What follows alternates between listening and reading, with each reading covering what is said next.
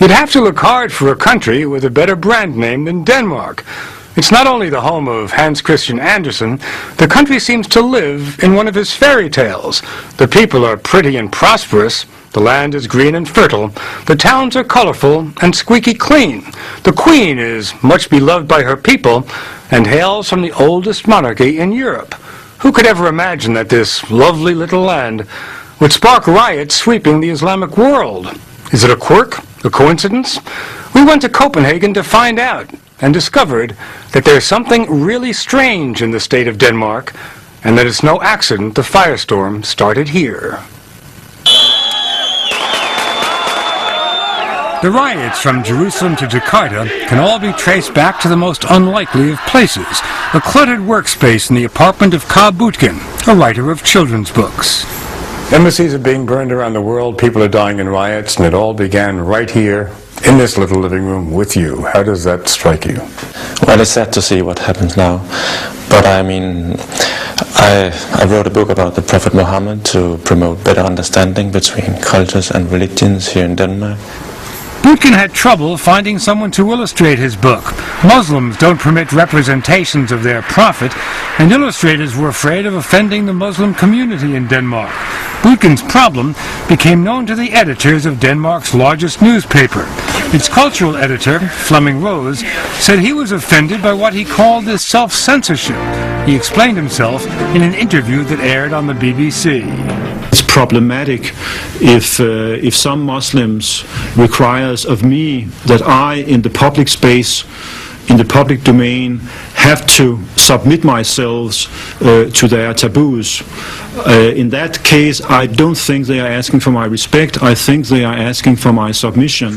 But Rose has said he wasn't about to submit. Instead, as a challenge, he invited Danish cartoonists to submit cartoons about the Prophet, and he printed 12 of them. One showed Mohammed wearing a turban that was really a bomb. Because in Denmark we do have a tradition of satire and humor, some of the cartoonists made satirical cartoons, but that's what we do with Jesus Christ. That's what we do with other religions. Well, not exactly. The editors of the paper, the Jyllands-Posten, recently rejected a satirical depiction of the resurrection, saying it would cause a public outcry. But the paper did print the Mohammed cartoons, all 12 of them. And until last week, Rose defended his decision on just about every broadcast that would have him. The newspaper insisted from the start that its purpose was to show that there are no higher values in a democratic society than free speech and free expression. And if Muslims want to live here in Denmark, they'd better buy that. But as soon as events started careening out of control last week, the editors of this bastion of free speech reacted by refusing to speak to anyone at all. Not only that, Flemming Rose, that cultural editor, has been put on indefinite paid vacation and encouraged to leave Denmark. He's currently resting at a 5-star hotel in Washington, D.C. But Rose and the newspaper have their defenders, including the editor of a rival paper, Tuija Seidenfaden. The way I've put it, and we've been saying in our editorials for some time, is we are defending their right to be stupid. We think that being stupid is part of freedom of speech. When Jyllands-Posten published these cartoons, did they have any idea? No, I don't think they had any idea that there would be an international crisis, certainly not one of this size. But of course they were doing it to get a reaction from the local Muslim religious minority, and they said so very explicitly, and they explained on their front page that they were doing this, and I quote, to teach religious Muslims in Denmark that in our society they must accept to be scorned, mocked, and ridiculed. It was stirring it up. It was very much stirring it up. Mohammed is our leader. Mohammed is our prophet. Mohammed is the perfect man. If the paper was trying to stir it up, it succeeded. Imam Ahmed Abu Laban is not preaching in Cairo or Baghdad. This is downtown Copenhagen. And that's why we believe in him, we love him, and we keep on defending him. What do you think was on the minds of the editors of the newspaper when they published the cartoons? What were they trying to accomplish? They were trying to be teachers, to teach us democracy, the values of democracy, and most importantly, how to abide to those values.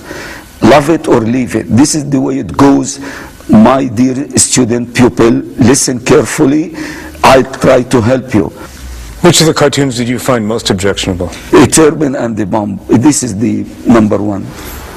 Abu Laban and his followers asked the newspaper for an apology, which they didn't get. A group of ambassadors from 11 Muslim countries asked Denmark's Prime Minister, Anders Fogh Rasmussen, for a meeting, which they didn't get. Why did you refuse, sir? Well, we have not refused dialogue, on the contrary. But you didn't meet with the Arab ambassadors? No, but I have to stress that the foreign minister has had meetings with ambassadors and foreign ministers and others. But the newspaper editor, Tuya Seidenfaden, has his own view as to why the Prime Minister didn't meet the ambassadors. Why not meet them? Because sadly enough, in the domestic political situation in Denmark, the logic was simple. As conflict between the biggest newspaper in the land and religious Muslims, on whose side I am? It's very simple for a prime minister to answer, I'm with the big newspaper. And that's exactly how the Muslim leaders understood it. You are on record as defending the paper, defending its right to publish, and your critics have said that defending them so strongly has served to further inflame the Muslim world. What's your view on that, sir? Well, what I have done is to insist on the principle of free speech, the principle of free press, and I have made it clear that the government has no means whatsoever to interfere with a free and independent newspaper. Defending him! The Muslims felt totally rebuffed at home in Denmark, so the Imam sent a delegation to the Middle East with a dossier of pictures, not only of the published cartoons, but of others which were even more offensive. One showed the Prophet with the head of a pig. Abu Laban told us he'd received these in anonymous threatening letters, but the dossier left the impression that those pictures had been printed in the newspaper. I guess what I'm getting at, Imam, didn't you include these obscene cartoons as a way of really stirring up the pot? We didn't give it to media. Don't forget this point. I'm the media and I have it. Yes. It was the dissemination of that dossier which ignited the flames which are still burning today. You weren't getting any attention here before you spread the word. Now you're getting attention and engagement. Do you think your mission was a success? Yes. The whole world is engaged. I'm so positive. And there are people dead in the streets. You think the casualties are worthwhile? I feel sorry. We make cars and they make accidents.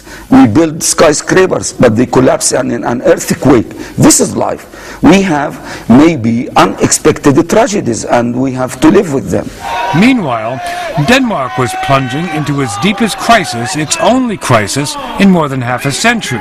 Ever since the Second World War, the Danes have been pleased with their country, pleased with their generous welfare system, and above all, pleased with themselves.